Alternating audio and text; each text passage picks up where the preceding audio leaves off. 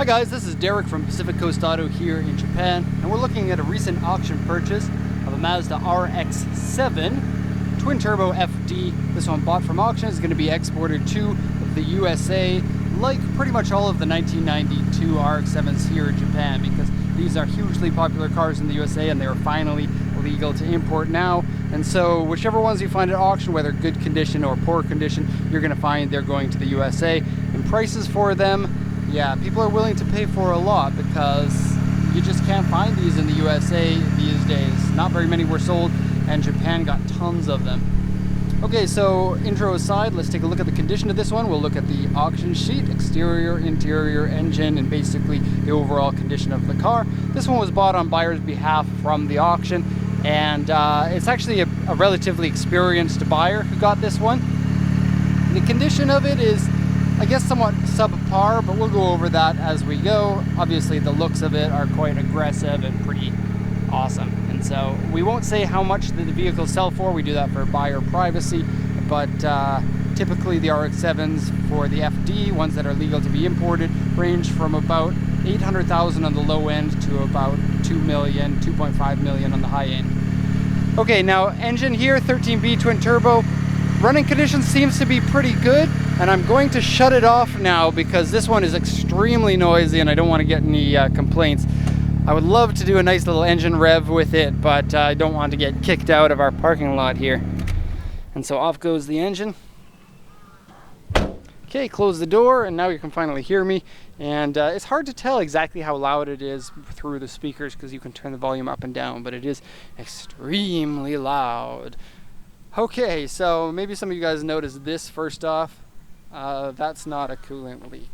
I opened up the coolant to see if the coolant condition was good, and the coolant condition is good, and it jumps out and it says, surprise, you now have green liquid on the floor or on the ground. And so, no, there isn't a problem with the cooling system from what I can tell. Looks like the coolant is good. Looks like the oil is okay, but probably needs to have it changed. When the cars land from auction, you probably want to get them changed anyway, because you don't know how long it's been in there. Okay, so the mileage on this car is unknown. The car has been in an accident and has been repaired. It looks like somewhat poorly, to be honest with you. The body condition is probably a 4 out of 10, and the overall condition may be somewhere around 4 or 5 out of 10 or so. And so this is one that you would pay less for compared to one that's in really good condition. The auction sheet here has a lot of details about the condition of the car, and we will go over that in just a sec. Okay, so the 13B twin turbo engine, these are lovely engines. This one's been slightly modified with air filter removal for all you people who like dirty engines. Removing the air filter is something that's kind of common in racing here in Japan. Not, I wouldn't say common, but it's common enough that we've bought a number of cars that are like that. And I guess it gives you less restriction, which can mean more power. It means you're getting dust or debris inside your engine, but I don't know how much that has affected this one. The engine runs fine compared to an average RX-7. It doesn't cough that much, but you really want to do a compression test of the engine to see if it's damaged the inside of it in any way. My experience, cars with the no air filters are no worse than cars with air filters, but each one to their own. I don't know. It's really hard. See, here's the thing, and I know I'm going to get people saying in the comments section, no way, the engine's going to be toast when you do something like that. What kind of experience do people have by saying something like that? You can think about it, but most people don't take a look at an engine that they know the amount of mileage that has been running without an air filter and then see what the interior of the engine does look like. So I think that it's one of those things that kind of common sense says it's not good for the engine, but it's really hard to get some actual factual data about that. Anyways, enough about that. We do have an engine shaking damper, which is kind of funny on a rotary because they're known to run very smoothly. Front mount intercooler with excess piping, not excess, aftermarket piping that looks kind of like snakes. It's cool. And front mount is here. Now it looks very much like this car was a car used primarily for racing, like the intercooler piping has meant that the AC compressor has to be bent out of the way in order to fit it there, and the AC on this one doesn't work. We knew that going into it. Radiator is here. It's stock mount, but fan that's supposed to go on the front of that has been removed. We have electric fans in there. Now, here's something I don't understand. Usually, the water pump fan has those 4 bolts to have a fan clutch and everything, but a lot of newer cars, especially ones from 1992-ish on, don't have the fan clutch and the mechanical fan, simply because it gives you more power not having that, or less drag on the engine. More things to spin equals less power. This radiator looks like it's a radiator that comes with the electric fan, so I don't know. I don't know why it would have that and that at the same time. Someone who's super ultra smart can tell me about that. Front strut tower bar, intakes are different, adjustable suspension on the car. No rust in the engine bay, which is good. It is a little bit dirty. Oil catch tank over there, HID headlights. Okay, that's about all we're... Oh, fuse box has been moved. I think that the fuse box usually goes somewhere here. There's another fuse box there, but this fuse box, I don't know where it goes. Let's lower the hood. Okay. Give you a quick peek of what the car looks like, because a lot of people care about that. Obviously, everyone cares about what the RX-7s look like, because they look super awesome. Okay, and before we look at the details, let's go over the auction sheet here, and bear with me, this one has a lot of marks on it, and so it's going to take longer to translate than a typical one. So, oh my gosh, stop it! Very windy, thank goodness for windsocks. 1992 RX-7 Type R, of course 1300cc rotary engine, auction grade R with an interior grade D. Mileage says on the odometer 39,552 kilometers, but this star means that the mileage is unknown. 5-speed manual, power steering, power windows, purchased from user, aftermarket aero parts, and they're pretty awesome. Aftermarket hood, aftermarket front fenders, they're widened with extra vents in them. Aftermarket GT wing, and it's big enough for you to sleep on if you need to. Actually, not really. That's a bit of an exaggeration. But it's tall enough that you can't see it through the rear view mirror. That's the best kind. Okay, or it doesn't get in the way at least. You can see it a little bit. Aftermarket bucket seat, that's for the driver only, and it's a full racing style, and so unless you're itty bitty size, it's probably going to need to be changed. They're very tight for daily driving. Voice crack. Yes, clear that throat. Okay, aftermarket exhaust, aftermarket wheels. They are NK RP F1s, same size front and back, but they're a different color front and back. I love these wheels, and they're pretty common on race cars because they're good value for money for a super lightweight wheel. And they're 17s, which is an ideal size for this car for racing. Okay, aftermarket adjustable suspension, aftermarket door mirrors. You can see there, they're kind of a cheapish kind, peeling paint on them. Apex computer, that's a Power FC. Various other modifications to this car, so if you're interested in knowing what the modifications are, you have to see the car in person for details. Front accident repaired, and the gauges have been changed to a 300 km/h gauge set with no history paper of when they were changed, and so the mileage is unknown on this car. They've been changed to a Mazda speed unit. Okay, wow, we got a lot to go over here. Interior, one part dirty and cigarette burn. Steering wheel is ripped and peeling. Driver's seat has large rips on it. Rear seat has been removed. Now, usually the top of the rear seat on this car is removed. In this case, it's the opposite. It was the bottom that was removed. And the roll cage that's in the car fits in with the seat, oddly. Usually they have to be removed to fit a proper roll cage in it. Wheels front and back are different and scratched. They are the same, they're just a different color. AC doesn't work, various aftermarket parts and air filters. Odd that they put that in there. It does have an aftermarket air filter case, but there's no filters in them, as you saw. Audio has been removed, left and right front inner panel dented, core support dented, underside dented.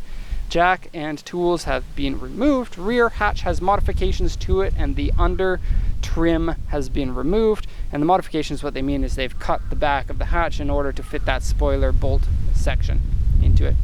Various scratches and dents. And, not done yet.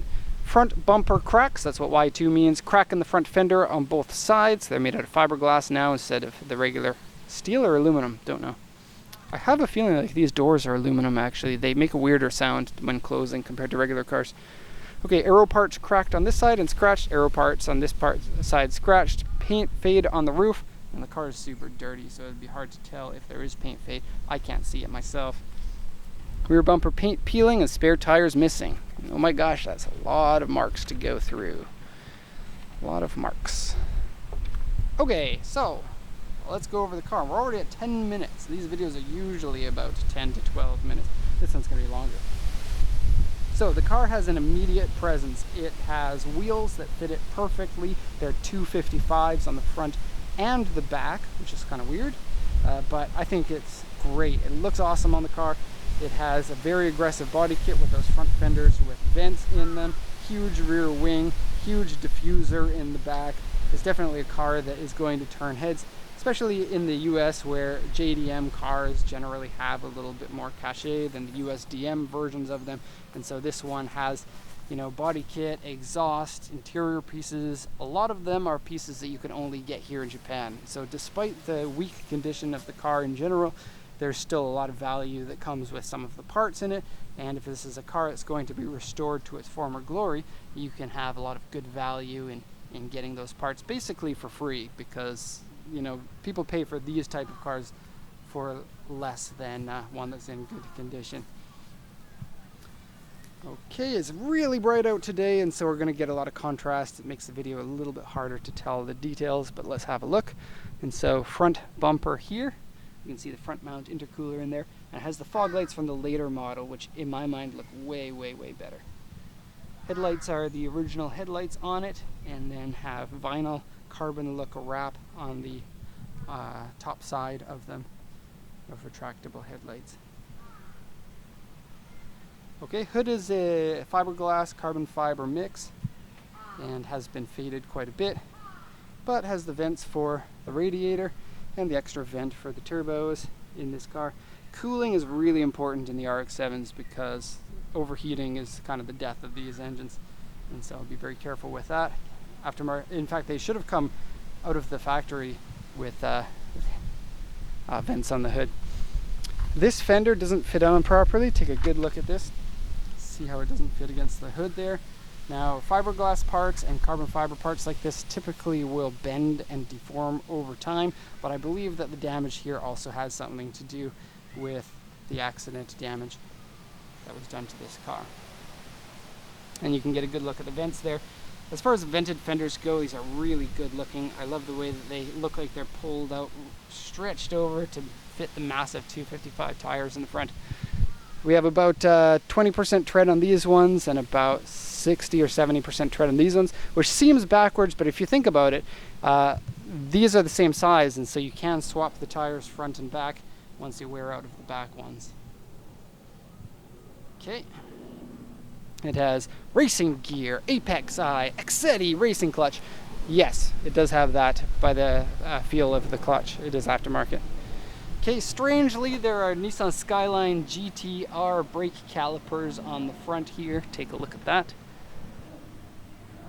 That's funny. Vented discs in there. And just let's look at that again, because these wheels look awesome on this car. You can see the crack in the front fender here. There's one here, and there's one here. Okay, rear spoiler has lots of peeling, just like the hood. Okay, here are the modification holes. Those are the original ones from this standard spoiler, and then the back wiper has been removed. Rear diffuser, I don't know about you guys, but I think that it suits this car. I wouldn't get one on every car, but this car is good enough out of the factory and at racing that something like that kind of suits the car. It has a very race-like look to it, and they perform really well modified and can do pretty good power as well. And so in that respect, I think that a big spoiler and a big diffuser are fine for this car. It's really noisy. I already talked about that. It has the circle tail lights in it. It's hard to see, but it's true. And so you get 2 red circles here, and then the yellow circle for signals. That's late model taillights. They look very good. And then peeling paint on the rear bumper there. Okay, this side here has a few dents. As far as body damage goes to the car, these dents are the worst of it. Not like excluding bumper and paint and stuff like that. So you'll see right there and a couple on the door. Okay, not a deal breaker. Oh, and tires are Federal 595 RSRs. So this person didn't cheap out on tires. A little bit of rust on the roof there. just a touch. Okay, into the car. This is a video for all those people who like long videos. Okay, this part cracked, plenty of scratches. This is a big weak point on this car, is that the dashboard comes with like this matte look rubberized finish on many of the pieces, and it scratches basically after the car has sat in the sun for 2 to 5 years. It starts to get brittle and scratch really easily, and so every RX-7 that I've seen just about has either had those pieces replaced to one that doesn't have the coating on them, or it's just really scratched up, usually the latter. So rips in the seat, racing style seat. People who go racing oftentimes don't want to change the seats just because there's a rip, because functionally they're the same, and race cars typically aren't show-off cars. So I don't think anyone would drive with one of those seats standard in their car, because they're really annoying to get in and out of, and the RX-7 is already a little bit difficult to get in and out of anyway.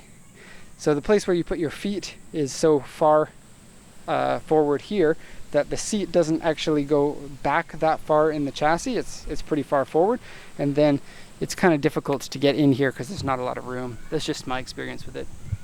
And this piece here is just Velcro. And so,